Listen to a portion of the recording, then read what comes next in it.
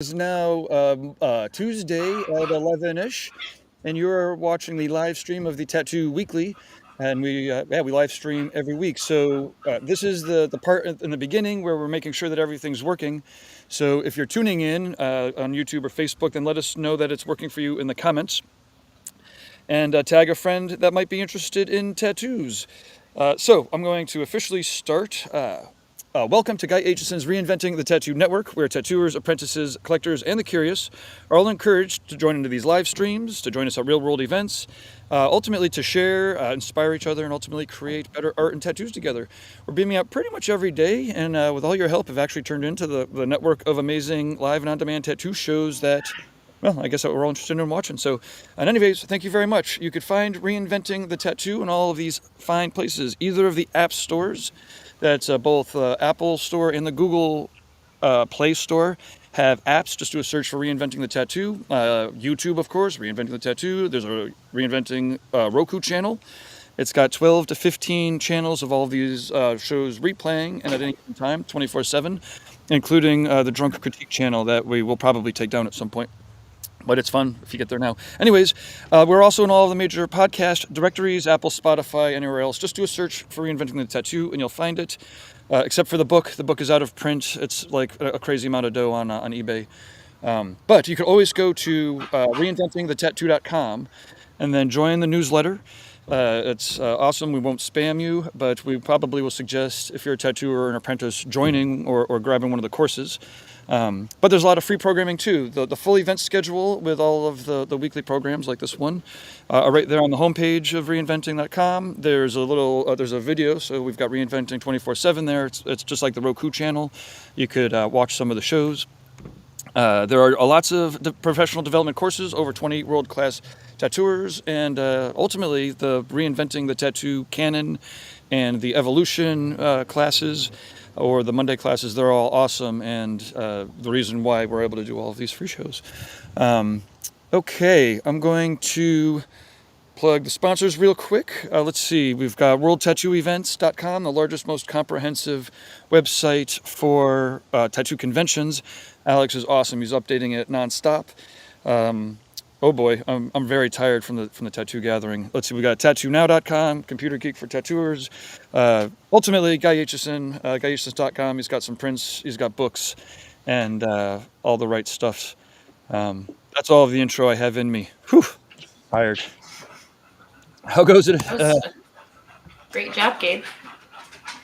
Thank you. Oh, I missed one of the most important parts. We are here with Casey Ball from Wisconsin.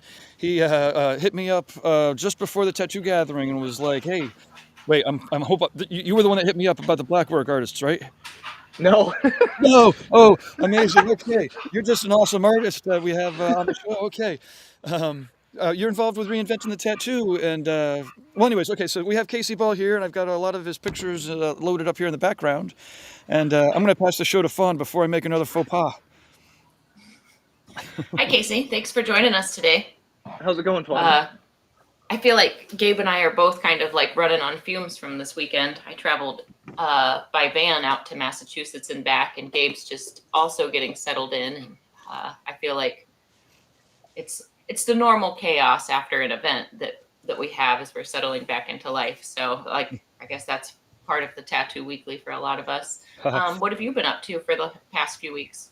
Oh, I've been doing nothing other than tattooing, of course, but painting and making frames and learning like basic woodworking stuff on making my own frames. I'm just kind of tired of going down to Hobby Lobby or any of the local frame places and finding the same frames like over and over. I'm just kind of trying to do my own thing.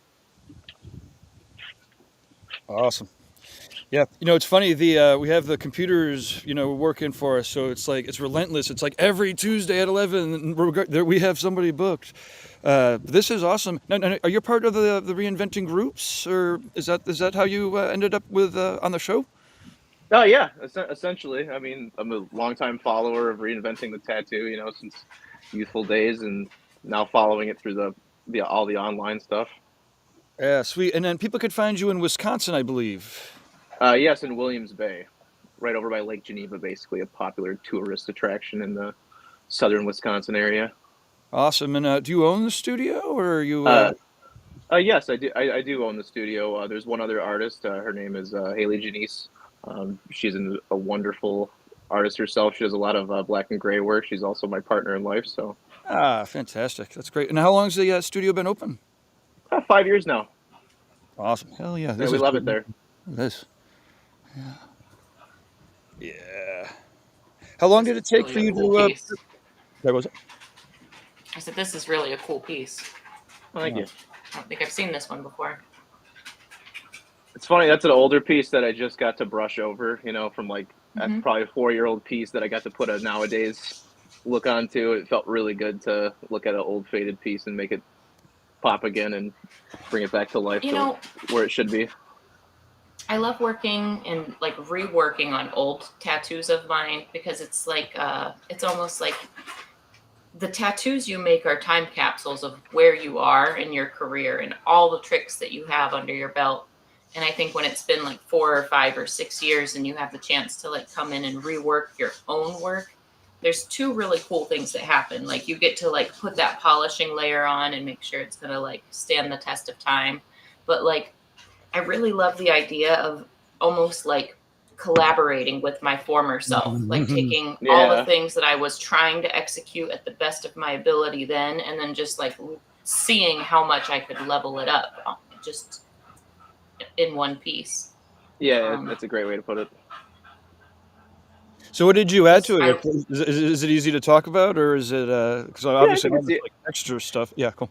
I didn't not crazy, like mostly textures. Like all the shapes and everything, or those are the original shapes that I did then. A couple there's like the pinky toe, little baby shape by the pinky toe I added in there. I love that little guy.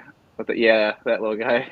That one was added, but other than that, a lot of that was just dialing in, depth, new Hmm. tricks that I didn't do before. Being really confident with like a large curved mag or something.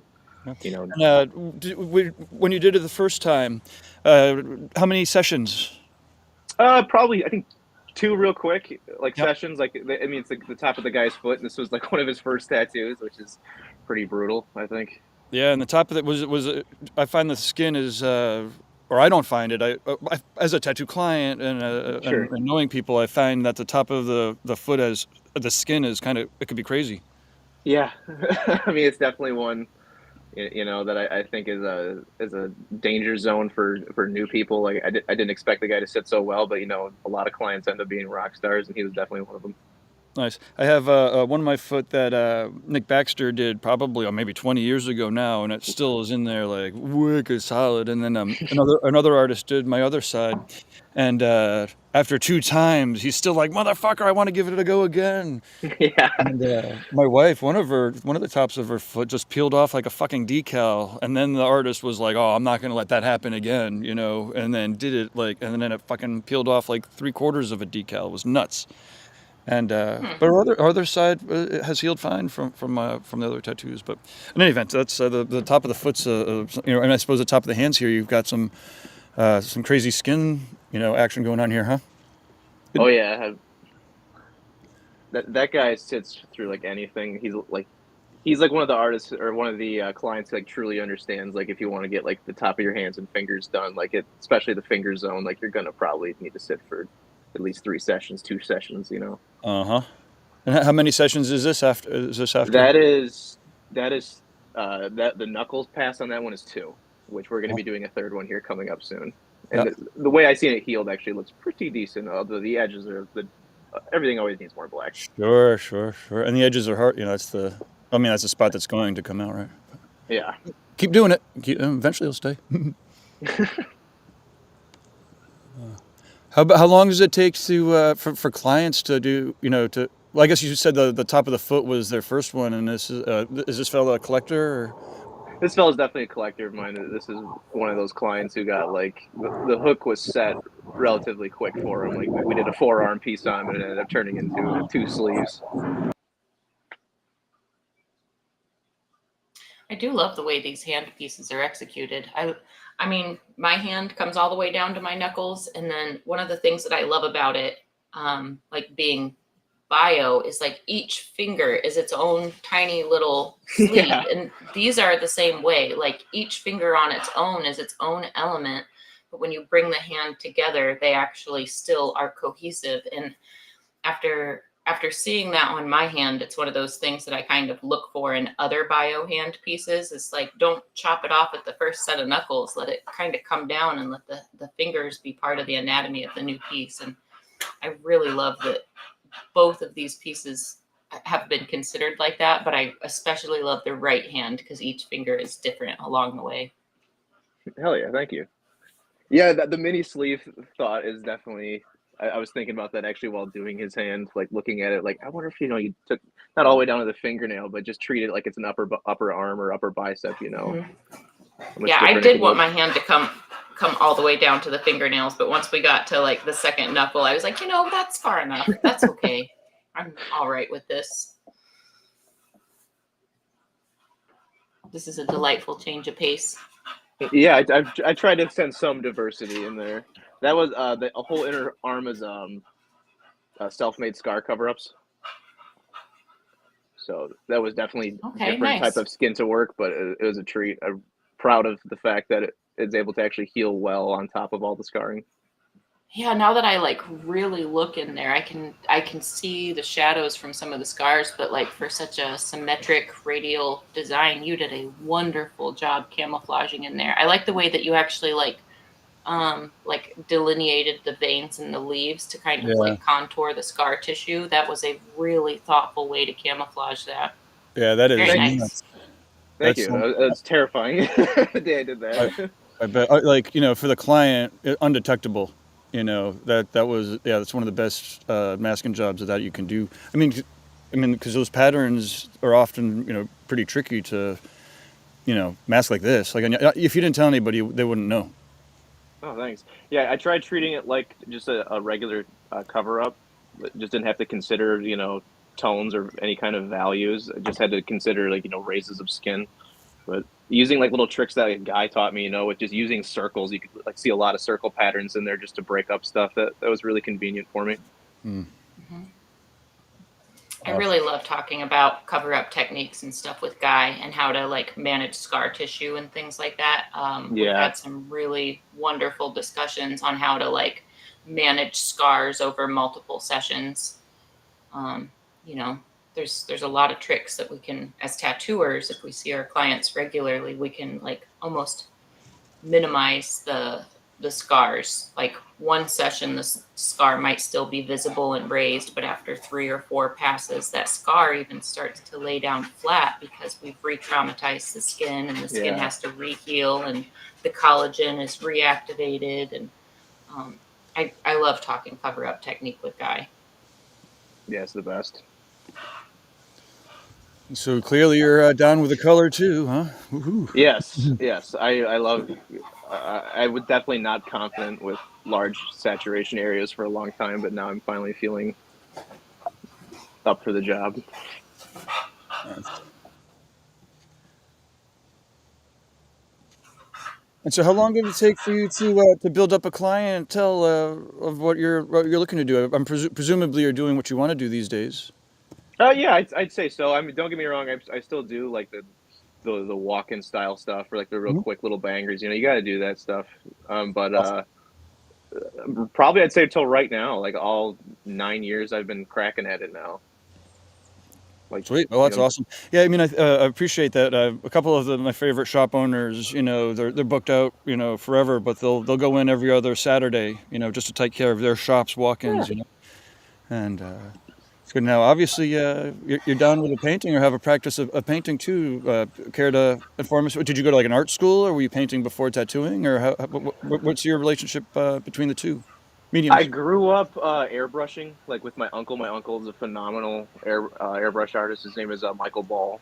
He's Mhm. done like World of Wheel shows with pinstriping, and he was big in like automotive stuff. So as a kid, like I'd walk into his shop and just like he had like every surface was painted with little biomech skulls everywhere and stuff like that. Uh-huh. So that stuff was always visually, and like the idea of painting has been in my family for a while. And just growing up in school, always painting, kid who drew, and eventually it just mixed with like all the TV tattoo stuff when I was like in middle school, and I've always wanted to be tattooed, and it just formed and fused then. You Uh-huh. know, Awesome. What were the first shows that you were watching? Oh man, like it's crazy. Like I can remember like in like the sixth grade seeing like guy on like LA Inc. Yeah, yeah. with like his sister, and like working on Sandy, like Uh-huh. the wildest thing, and then like here it is, 15 years later, and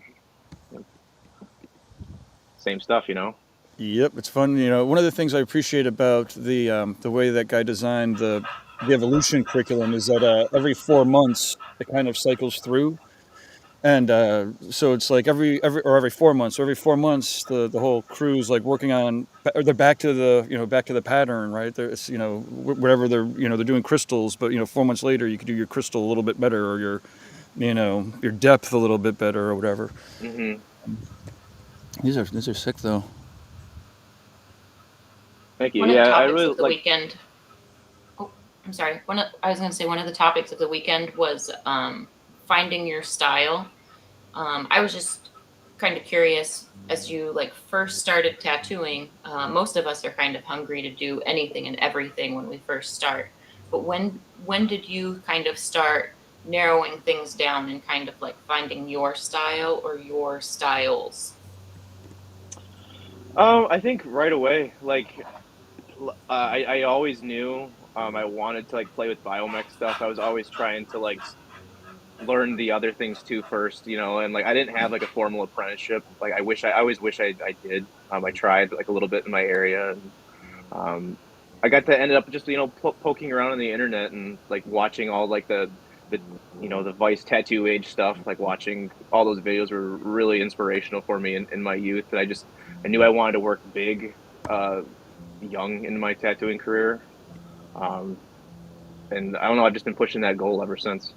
This is a piece with Chris Hall. That dude is the best. I can't say enough good things about him. He's taught me so much stuff. Oh yeah, Chris. Oh yeah. Yeah, that was the second collab I've ever done, and the second one with him. Excellent. Mhm. Awesome. But but yeah, I don't just as far as like how long it's been developing my style and like how long did it take. Uh, I think I'm still developing that stuff. That's why I'm poking around so much in like floral stuff and like trying to like learn different textures and focus planes and stuff like that. I don't know. I I do hope I love how answered that like question. yeah, no, that was a great answer. I do love the way that you work with florals. When I paint florals, not so much when I tattoo them, but when I paint them, I like the idea of like getting so tight and up close on the flower that it almost becomes abstract. Like Yeah. I'm trying to achieve photorealism, but for the viewer, I want them to like be so sucked into it that they're not sure if they're looking at something abstract or a landscape or like folds of fabric. And I've just always loved that it seems like you like hyper obsess about those details and almost like taking this tiny thing and making it feel like it's a huge landscape or a huge, it's almost like a Dr. Seuss, like, Mhm. you get sucked into the puff of the flower and there's a whole other world inside of there. Yeah. But I've always loved that about your floral work, especially. It's just kind of it aligns with my own imagination and my own like the way that I study. So I've always appreciated that about your work. Oh, thank you. That's so nice of you. Yeah, I think that's also where it popped for me first was just looking at so many like high res like people who do like really good photography and like just looking at their flowers and just noticing like how much blur in the background like to push and play with, and I think that's where it finally like snapped for me, where it fell into place, and that helped so much with like the biomech thing too, with like playing with that depth perception. Well, the Um, the this flower here, like the depth is nuts, and again, like it's like the farther away you get, like that thumbnail, fucking, clearly you're getting the depth, and then yeah, bringing it into here, bam.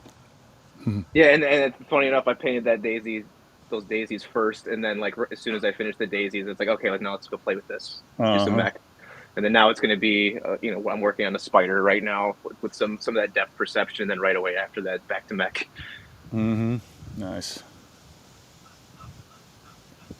So, do you do much traveling for tattooing, or do you stick to the studio with your partner and keep it simple, or what's? I keep it simple and mostly stick to the studio. We're young right now, and of course, like the way just the economy is going right now, it just kind of sucks. And we're trying to like hold down money for getting a house, and it's definitely limited how much we can travel. But when I can, Yeah, I like to go see Guy and get work done, and then usually him and I will like to collab on some paintings together. Otherwise, going to see Chris out in Pennsylvania, that's the best. Awesome. Yeah, I always appreciate the time getting tattooed by a guy, right? Even though I work with him, so every couple of weeks I have a good conversation. Having the shift to sit down as a client and be like, oh man, this guy's awesome. This is amazing. Yeah, that's awesome. So you have a lot of work from Guy, or what was that? Tell us a story about that. Yeah, I just like emailed him like a while ago, 6 years ago now. Just seeing like what young I was pretty young in my like tattooing, and I just asked him, what's it cost to get your back done, roughly. And Uh-huh. he just gave me the simple layout, and I was just kind of like, oh man, there's no way I'm gonna be able to do that. And I was like talking to my mother about it, and it was just like around that time of year of my birthday, and she's like, why don't you just book a session with the dude?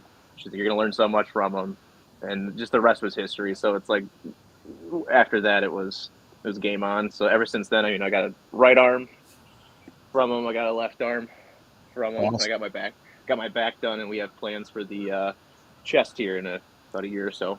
Amazing. What was it? So that must have been pretty like that awesome, right? Did you? Sorry, I'm actually lately I've been emailing a guy. I'm like, I got a really large piece I'm trying to work on, and he hasn't gotten back to me about it. So I'm like, what was it? Must have been pretty awesome. Like, oh my god, I'm actually going to get tattooed by Guy. Oh yeah, of course, fanboy out for sure in the beginning. Like of course, like I can't believe this is happening. Uh, Also, I've definitely sat for like longer sessions, but not the way he tattoos. So that was like such an experience, at first.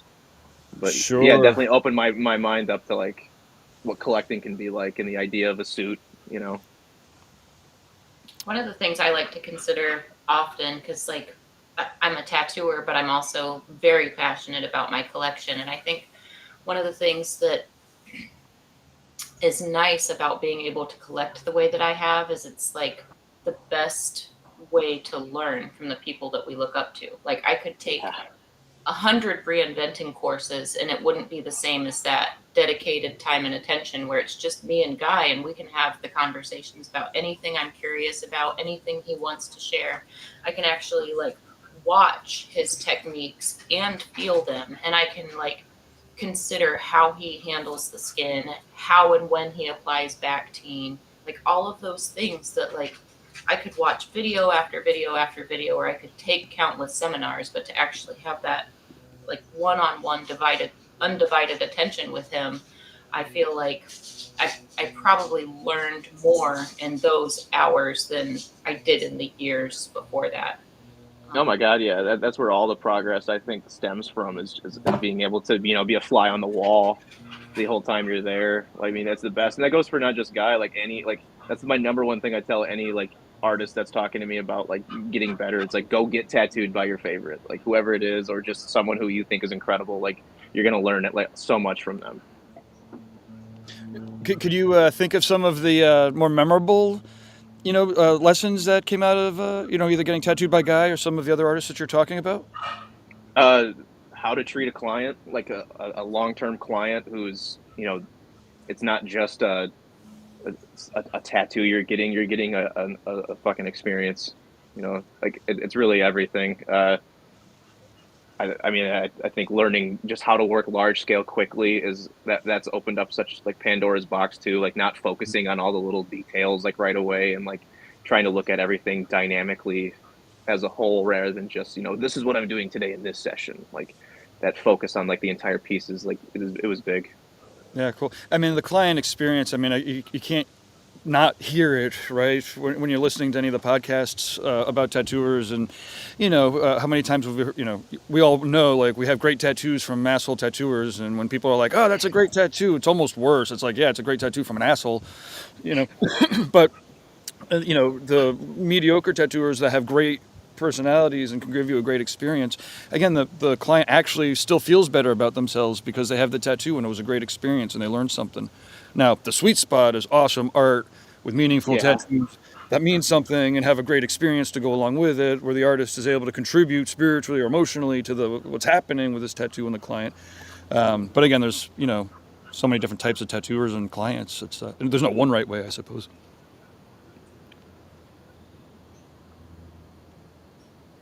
Oh yeah, I do think that it's a big deal. Yeah, not finding like that's the best thing about Guy. There's like zero ego like wrapped up in it. He's so willing to like teach you like whatever it is that you need to learn, or like if you have a question, it's a just ask it environment, and that's really important. I think. Yeah, the if there's a couple of qualities to take away from Guy and his influence in reinventing, yeah, patience too, right? And yeah, that I mean, it's weird. Like, yeah, there's a sense of like he's aware of his accomplishments, and he doesn't have he has very little time to. He wants to be efficient. But when people are ever like, oh, you never got back to my email or never did this, I'm like, for years he was available for like every hour a week, live. And I've seen him take countless amounts of time to talk patiently with people Yeah. when he has that time allotted to do it, and then when he doesn't have that time allotted, he's focused on his art. I mean, you can't create tattoos like that and answer everybody's questions. But he always makes time to do it, right? Oh yeah. Yeah, fun. So how could people get tattooed by you? Oh, easy. You can either contact me through Instagram directly. That's a great way to do it. You can go to my Facebook page. Otherwise, you can go to Critical Mass Studio and Art Gallery through Facebook as well. Direct message the page. That's a great way to do it too. Website coming soon. Awesome. Yeah, I apologize. I hit you up, but earlier today, the Facebook algorithms was giving me all the political stuff that's going on, and I'm like, man, I can't get distracted. And the last thing I could do is be like screenshotting Facebook, and it's like popping stuff up, and I'm not unaware, and I'm like fighting people. My wife's like, I told you not to fight online. I'm like, I'm not supposed to fight online. So I'm just getting off the social medias for the bit here. And I appreciate you sending the pictures in, though. It's always better to have, just nice screens with pictures. It's more pro. Oh, anytime. Yeah. But awesome. Any last questions before I think we're going to shift over to the tattoo gathering recap? I think we have some pictures and some videos and stuff. I was just gonna ask, how was it for you guys? Was the experience blissful, or was it a action packed, jam packed, hectic time? It was blissful. I mean, for me at least, or I guess it technically couldn't really have gone any better. I mean, there's definitely things that we could have done or whatever. There's plenty of room for improvement, but I don't think I got any real, like, I didn't get any complaints. Again, there was there's constructive criticism, of course, but yeah, it seemed like everyone had a good time. The seminars seemed pretty full. The everybody seemed very happy. Although again, I'm very tired, so I have to go back to my notes. No problem. Yeah, I feel like it went pretty smoothly. I feel like when you've got that many content creators under one roof, no matter what could possibly go wrong with the technology, it's a simple like swap out. So it's really nice when there's so many of us that at least somewhat know what we're doing, because it just the troubleshooting goes so fast. It's just like, well, that piece of equipment isn't talking to that. Well, let's just swap it out because this doesn't have a programming issue, and boom, everything works. It's a matter of a couple minutes instead of like in the past. I remember when there would be like an AV issue, it could be several minutes to like a half hour before we would get the screens back up or we get the feed going again. But it's really nice that like there's so much equipment there and we can just plug and play so easily. And we've done so many events together that it's gotten pretty fluid between like me, Gabe, Jake. So yeah, the crews again. One of the things that really struck me is, and it keeps striking me, is all of the different kind of crews that are coming together to make sure that Paradise keeps happening. And as having different resources through the times, it's amazing. And I remember the second year of Paradise, or maybe it was the third year, I was getting really freaked out. I'm like, how am I supposed to help everybody keep having life-changing events, right? So it's like, it's a weird situation as a convention promoter. Like, the first year of hearing, this is changing my life. It's like, oh, wow, crazy. The second year, it's like, wow, this is still crazy. The third year, I'm like, how are we supposed to, like, somebody's coming back 3 years in a row. How could we still create that experience? And then somewhere I was like, you asshole, it's not about you. Like, you can't. It's about everybody creating their own, magical experience and changing their own lives. You ain't changing anybody's life. You're going and renting some place in the woods and inviting people, making sure everyone gets to the right place and there's less friction.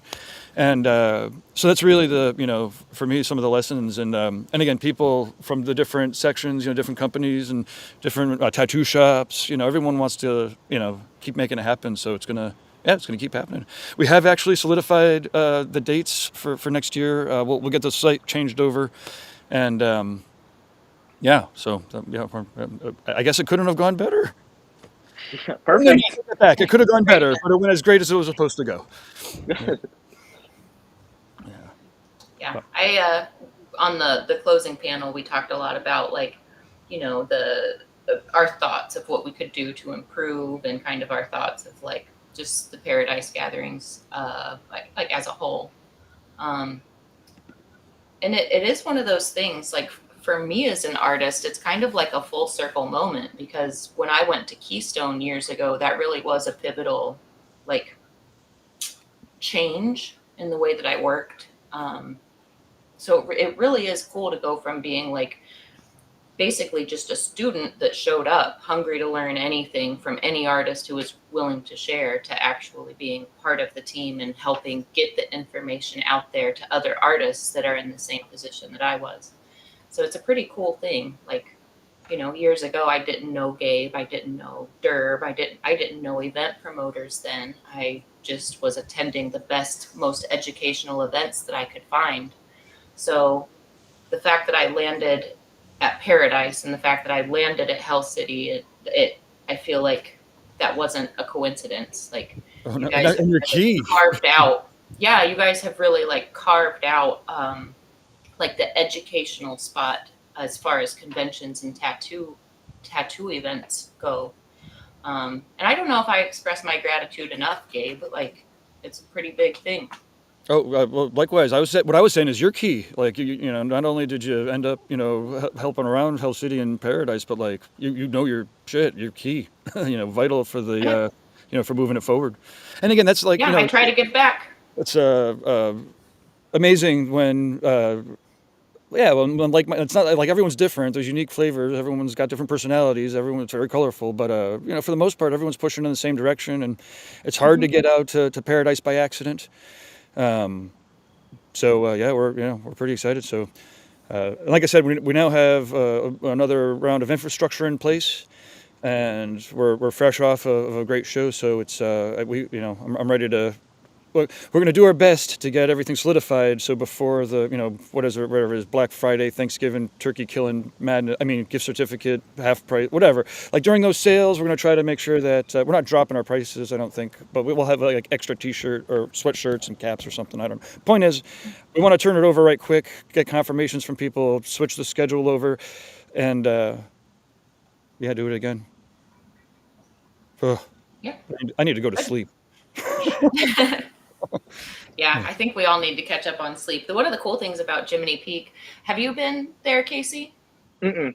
You haven't been there yet? So one of the cool things about Jiminy Peak is it is a ski resort, which is awesome. Like I don't know if many people have had the chance to like hike a ski resort or stroll through a ski resort, but they're wonderful during the off season. The trees are beautiful, the land is rolling. Occasionally you'll see like mountain bikers zipping through things. I didn't see very many this past week, but the year before, I feel like the BYOB, we saw a lot of mountain bikers. But it's one of those like the same thing with you know the previous Paradise events, the places that have been selected are not by accident. Like it's really just wonderful nature. It's a older ski resort, so like it's not necessarily modern amenities, but very comfortable. Like, you know, all the suites have little kitchens in them. The condos have full kitchens. So like we're secluded and remote, but like you can hit the grocery store and then you don't really have any food cost or anything for the weekend because you can prepare in the rooms. I love just like throwing my equipment on my back and like running up the mountain for whatever seminar I'm filming. Like that doesn't happen at Hell City. That doesn't happen at Motor City. That doesn't happen at Villain Arts events.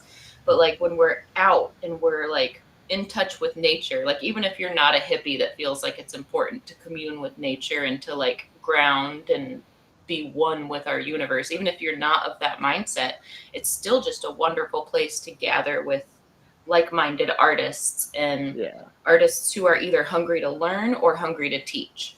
So it's a pretty magical environment.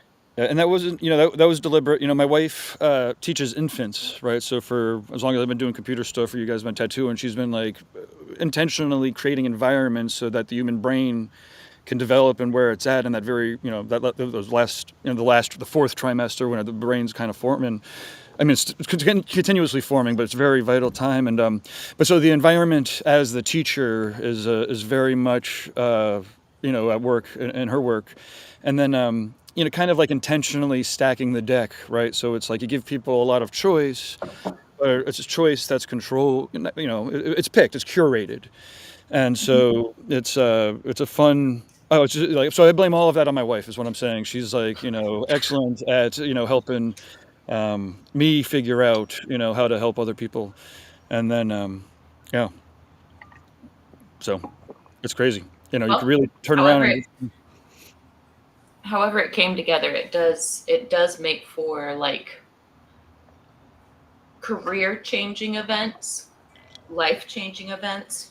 Once somebody has the opportunity to like take their tattooing or their artwork from like mediocre or quality mediocre, but like your everyday tattoos, like good quality mediocre tattoos, when somebody has the chance to go from that, where they're like, I'm just locked in the same level as all the artists around me, I don't know how to elevate myself further, I don't know what the next level is.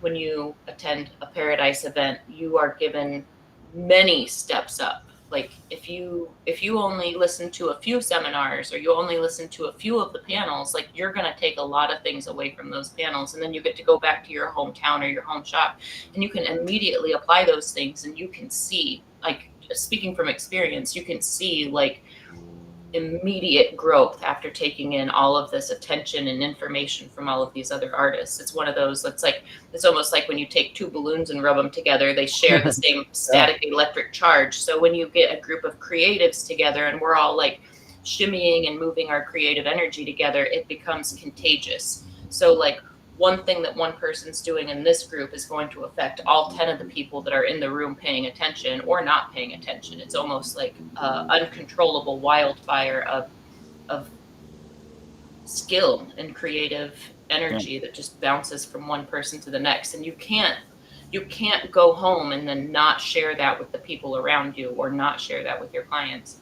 So, I mean, it's easy to go to any event and be like, oh, that's a life-changing event. But these really are life-changing and career-changing events. For somebody to go from being just another tattooer in their hometown to like the tattooer in their hometown after attending one event is a big deal. That happened to me, so I know it happens to other people. I mean, it's nuts. I mean, it happens to me. Pretty much every show.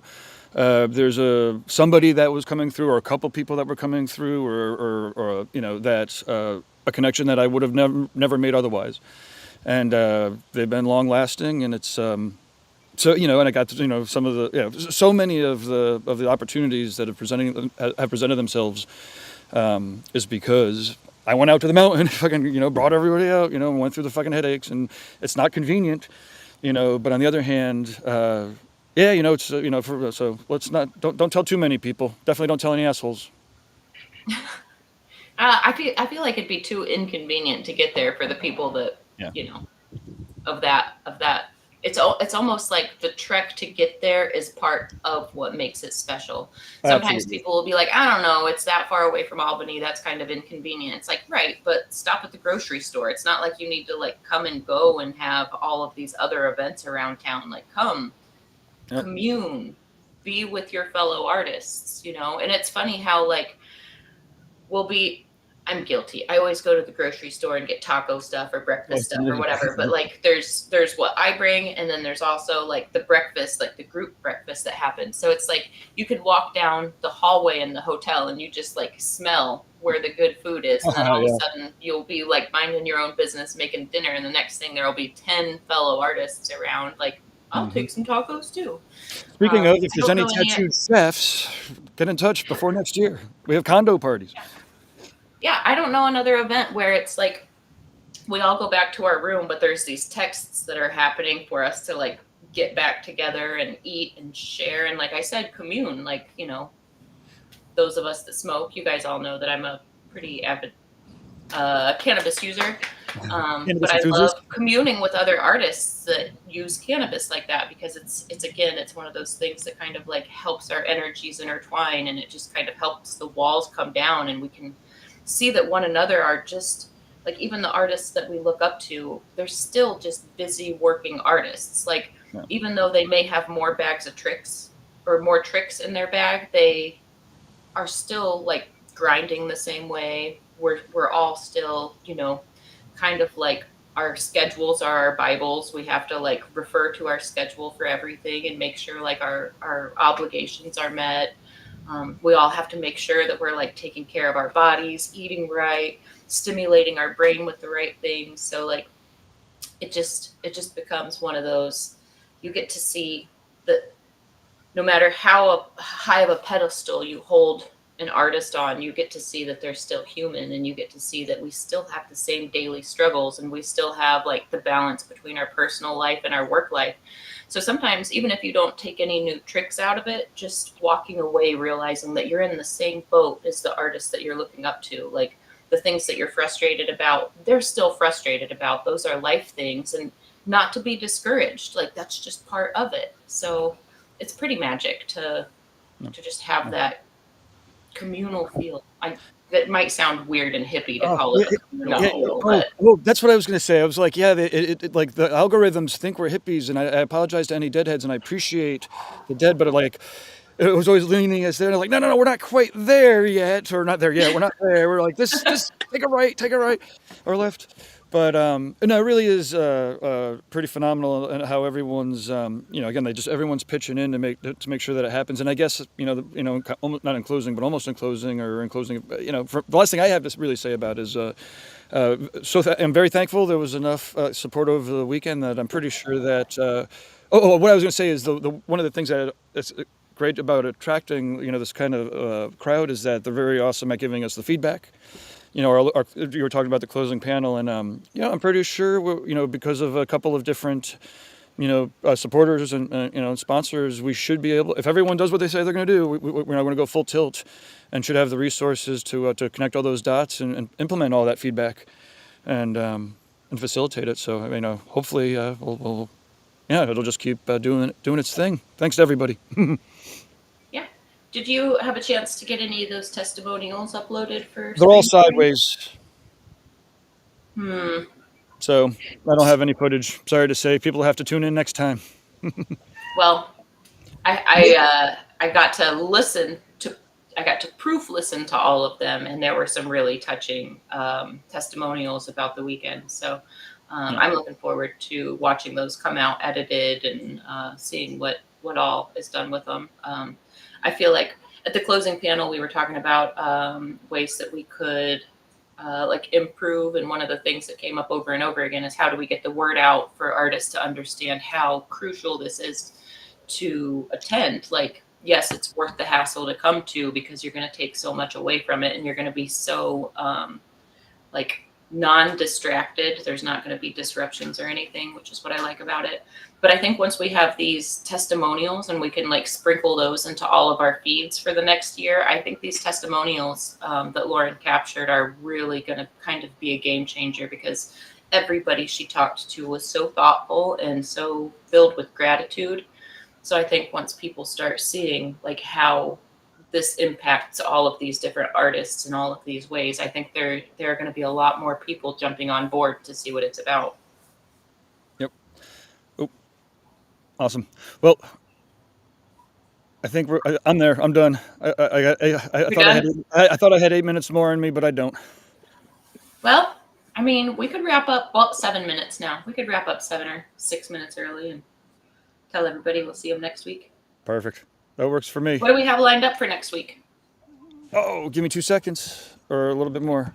Putting you on the spot. We're gonna fill this other 7 minutes. Okay. Did you get a chance to line up any interviews or interview anybody when we were there, or were you mostly doing the testimonials? I went around and got some like good footage of the artwork and stuff that was being done. When I reshare our videos, I share it silently and we talk over it. So I don't necessarily put the microphone in people's faces very often. But I feel like Lauren has a specific knack for that. So I think if we can start combining my footage and hers, we're going to have some really, really good material to start kind of stirring up attention.